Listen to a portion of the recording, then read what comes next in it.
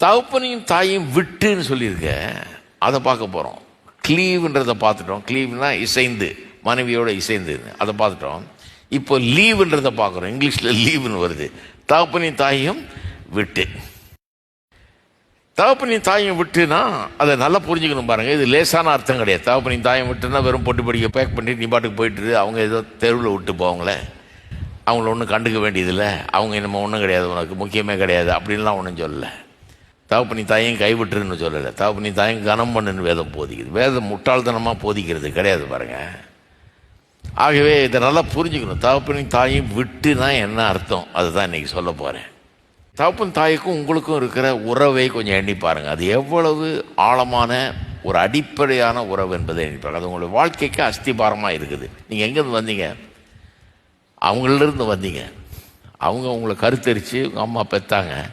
தாயும் தாப்பனும் எத்தனை மாதம் சுமந்து அதுக்கு படாத பாடுபட்டு உங்களை பெற்று உங்களை குழந்தையில பால் ஊட்டி உடுத்தி கழுவி எல்லாம் பண்ணி வளர்த்து பள்ளிக்கூடத்துக்கு அனுப்பிச்சு, தங்களுக்கு இருந்தாலும் இல்லைனாலும் உங்களுக்கு எல்லாத்தையும் கொடுத்து பல விதத்தில் தங்களுடைய வாழ்க்கையை தியாகம் பண்ணி வாழ்கிறாங்க இல்லையா?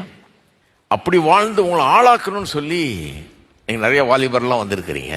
எண்ணி பாருங்கள், உங்கள் தாய் தாப்பனோடு உங்களுக்கு இருக்கிற உறவை எவ்வளோ கஷ்டப்பட்டு உங்களை வளர்த்து உங்களுக்காகவே வாழ்ந்து ரெண்டு பேரும் சேர்ந்து உங்களுக்கு என்னெல்லாம் நன்மை செய்ய முடியுமோ செஞ்சு உங்களுக்கு மிகச்சிறந்த வாழ்க்கையை தர வேணும், எதிர்காலத்தை தர வேணும்னு எல்லாத்தையும் பண்ணுறாங்களா இல்லையா? அப்போ உங்களுடைய வாழ்க்கையின் அஸ்திபாரமே என்னவா இருக்குது? உங்கள் பெற்றோர் செய்த அந்த தியாகம், உங்கள் பெற்றோர் உங்களுக்காக செய்த எல்லா காரியங்களும் உங்கள் வாழ்க்கையின் அஸ்திபாரமாக இருக்குது. அதனால தான் சொல்கிறேன், இந்த தாய் தகப்பன் பிள்ளைகள் இடையே இருக்கிற அன்பு வந்து it's a very profound love. ரொம்ப ஆழமான உறுதியான அன்பு. அது மட்டும் இல்லை, மனித உறவுகளிலேயே அதை காட்டிலும் பெரிய நல்ல உறவு கிடையவே கிடையாது. அதை காட்டிலும் முக்கியமான உறவு கிடையவே கிடையாது. அதுதான் ரொம்ப முக்கியம், நம்பர் 1 இல்லையா? ஃப்ரெண்ட்ஸ் இருக்கிறாங்க உங்களுக்கு, மற்ற உறவுகள்லாம் இருக்குது, பல பேர் சந்திக்கிறீங்க, உறவாடுறீங்க. ஆனால் தாய் தகப்பனுக்கும் உங்களுக்கு இருக்கிற உறவுக்கும் மற்ற உறவுகளுக்கும் வித்தியாசம் இருக்குது. தாய் தகப்பனுக்கும் உங்களுக்கு இருக்கிற உறவு வந்து நம்பர் 1 ரிலேஷன்ஷிப் இல்லையா?